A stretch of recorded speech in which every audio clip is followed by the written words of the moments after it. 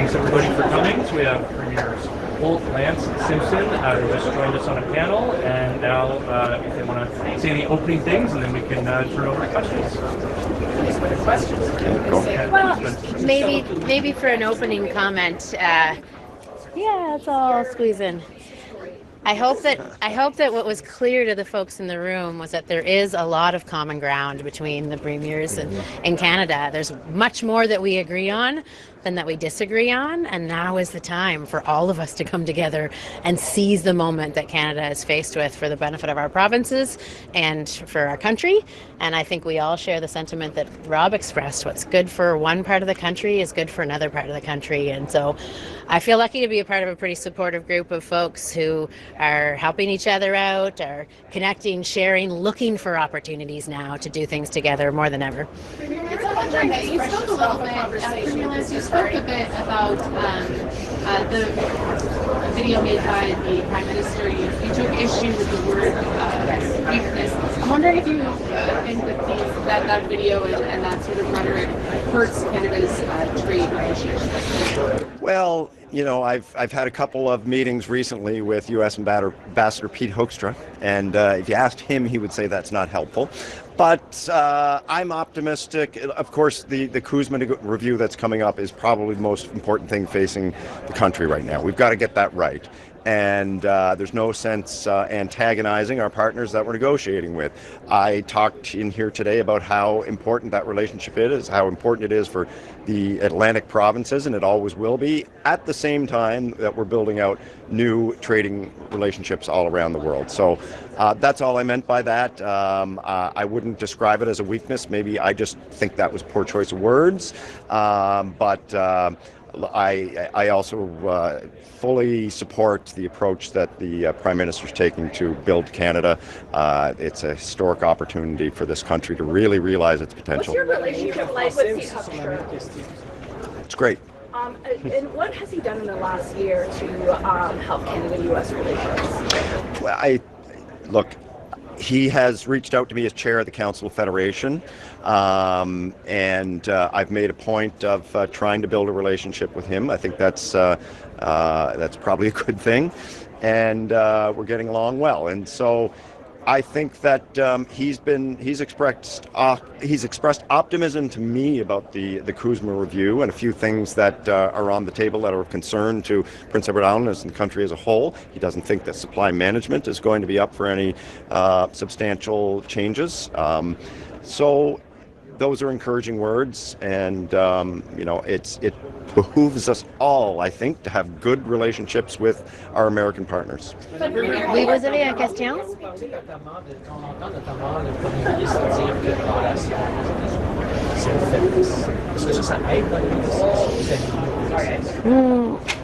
Je pense que ça nous aide ici au Nouveau-Brunswick de nous motiver de faire des changements nécessaires.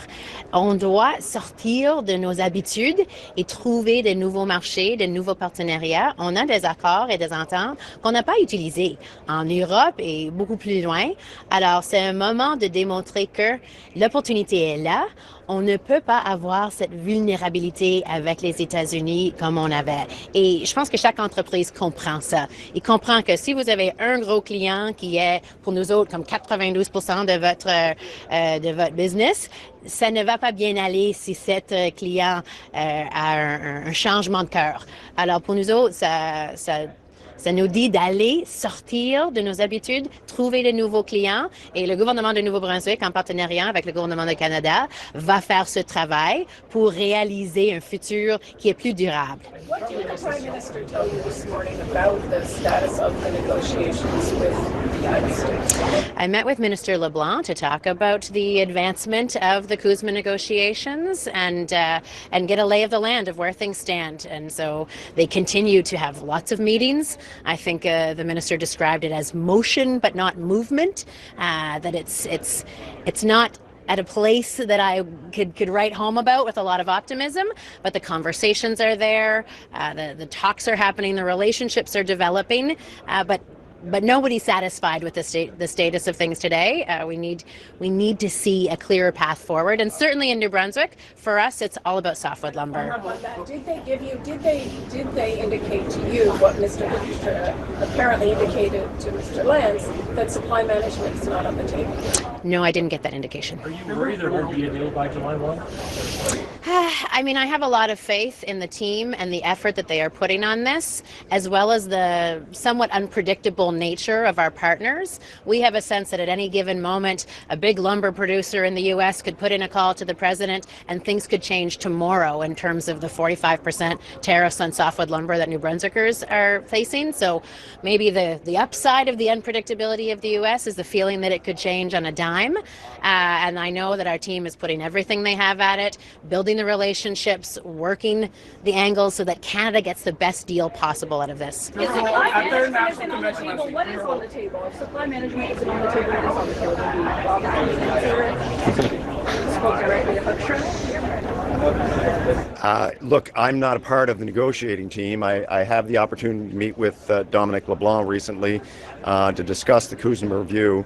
I think that what's frustrating for a lot of Canadians is that we don't really know what's on the table and what's not. And I guess this is a review. And what is the risk that we don't come to an agreement for changes to the CUSMA? And I think the answer to that is maybe nothing, because we continue on with status quo. And to be quite honest, we're not in a bad position vis-a-vis some of the other trading partners with the United States right now.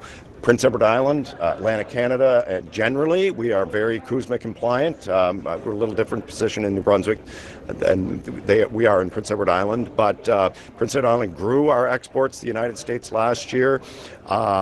Fairly satisfied with our particular trading relationship, but we need to settle this. It's the uncertainty, I think, that is causing the most concern across the country. Have you had any discussions with the new Premier about bringing the conversation up the Western Pipeline?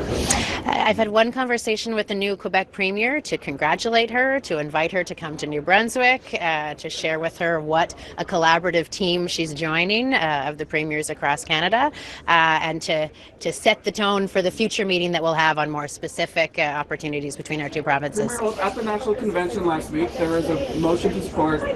Yes, the Prime Minister and I did speak about the Simpson Mine project, because clearly it's a major project for Canada because of the tungsten and molybdenum that are needed for our defense and sovereignty interests. And so we talked about how that was moving in terms of the price floor that we're looking for, the offtake agreement that we're looking for, that will help set up the speedier development of that asset. At the National Convention last week, there was a motion to support Maritime Rail Corridor.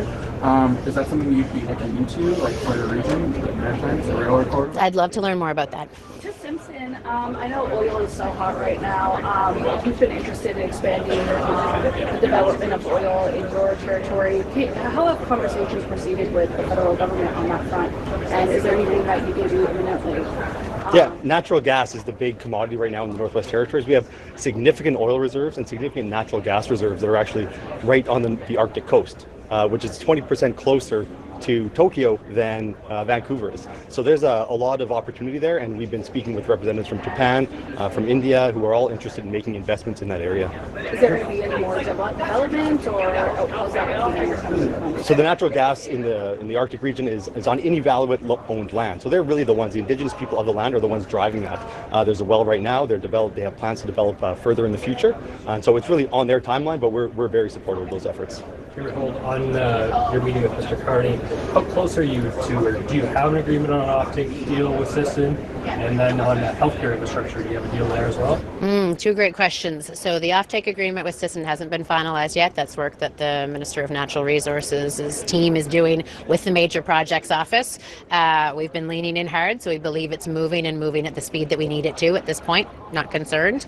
In terms of health infrastructure, that's a really important one for us. For New Brunswickers, having better access to healthcare is their number one priority. We have aging infrastructure to go with our aging population, and so we've laid out our priorities for infrastructure investment, and I'm meeting with Minister Michel this afternoon to talk more about it. You're proposing a toll on If you get any sense of when they're actually going to designate the project priority? I don't think so. Pretty frustrated by that, but that's not moving at speeds at sea. Well, I was just discussing with Susan here the fact that we've recently submitted to Natural Resources Canada our pre-development project application for upgrades to the Memram Cook substation and undersea cables to Prince Edward Island that we are very much in need of.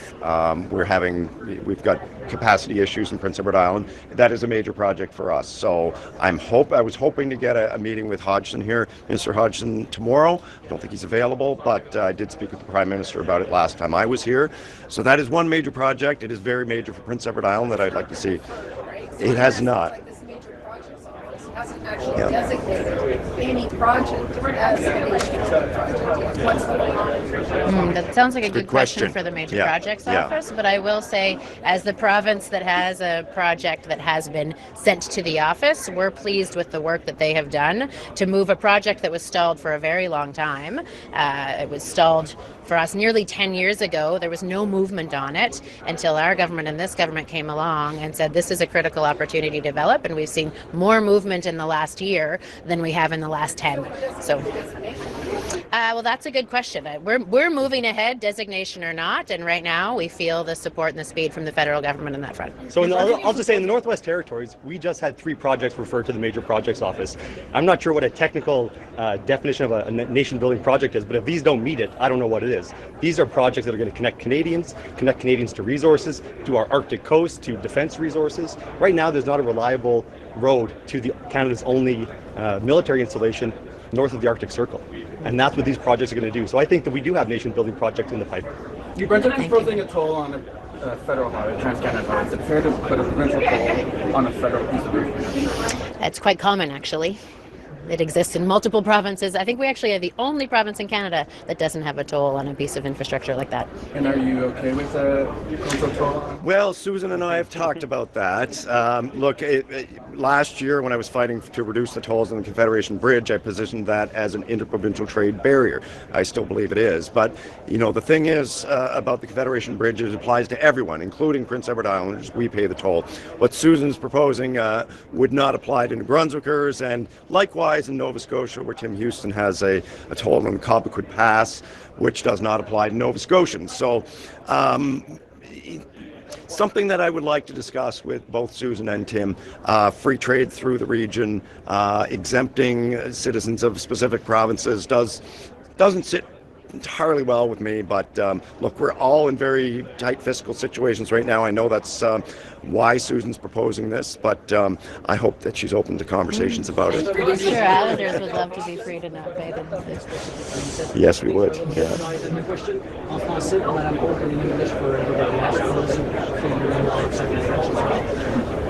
Recession. How concerned are you for your province and your country? I mean, I'll speak for New Brunswick. Je m'excuse. Au Nouveau-Brunswick, nous avons une des meilleures positions fiscales du pays. Je pense que c'est seulement la Saskatchewan qui sont dans une meilleure place que nous autres quand ça va être notre PIB et notre population et la perspective des banques et des agences de crédit. Et nous voyons des opportunités à ce moment, comme j'ai parlé, pour nos ressources naturelles, pour nos minéraux critiques, avec nos infrastructures, avec un partenaire fédéral qui ouvre les portes partout dans le monde et qui est là pour nous supporter. On a des infrastructures comme nos ports à Belle-Dune puis nos ports à Saint-Jean qui nous donnent des accès pour nos entrepreneurs de prendre l'opportunité de trouver de nouveaux clients. Alors, moi, je suis optimiste que nous avons ce qu'on a besoin, les ressources. Peut-être j'aimerais un petit peu plus de main-d'œuvre. Il y a des politiques en immigration que je pense que c'est une conversation qui doit continuer avec le gouvernement fédéral, mais nous avons ce qu'on a besoin pour saisir ce moment et trouver de la croissance au futur. So I think Canadians need to understand that we're in a serious situation right now. These investments that all provinces and territories and the federal government are making are for a reason. The reason we're breaking down these trade barriers is because we want to do what we can to avoid any sort of negative economic impacts. In the territory, we have one commodity right now that we mine, and that's diamonds. Those mines are on the way out. Their lives are ending. but we have a lot on the horizon. We have these major projects that are really going to spur investment, create the opportunities to develop new mines. So these investments that we're making now are going to benefit not just the Northwest Territories, but all of Canada in the future. Between now and then, there could be some pain. I think that's the way of the world right now, and we need to be prepared for that. But that doesn't mean that we have to stop doing what we're doing, because we know in the future we need to be more prepared so we're not in this situation again. Can I get your thoughts on Pete Hoekstra? He's been an ambassador for a year now. His comments are quite controversial publicly. What's it like working with him behind the scenes? And do you think he's basically bringing the bridge closer between Canadians and Americans? Well, he's a direct line to the White House, so he did come up to Yellowknife. He said it was his favorite part of Canada. I have to say that. And, we had a good conversation.